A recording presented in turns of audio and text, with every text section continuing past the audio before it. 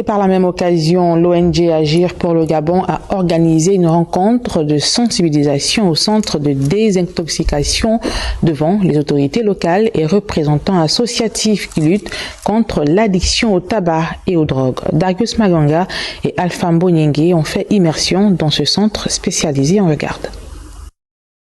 Dans une ambiance empreinte de sensibilisation, de témoignages et d'espoir, le centre de désintoxication Alia Ezaïda a abrité une rencontre à l'occasion de la journée mondiale sans tabac, une initiative de l'ONG Agir pour le Gabon. Cet événement a réuni les autorités locales, les représentants associatifs et toute la communauté engagée dans la lutte contre le fléau du tabagisme. Il y a un problème de santé publique.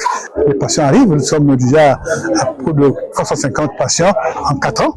Malgré le coût exorbitant de la prise en charge, nous pensons que si l'État venait à aider nos centres en y mettant un peu la volonté et les moyens, nous pourrions effectivement à un moment donné être amenés à refuser du monde. Fondé il y a 4 ans, ce centre est devenu un bastion de guérison pour ceux qui luttent contre la dépendance au tabac. Nous convions vraiment nos autorités. S'il y a des entités à accompagner, nous pensons que cette clinique qui a été mise en place par le docteur Luma doit être accompagnée.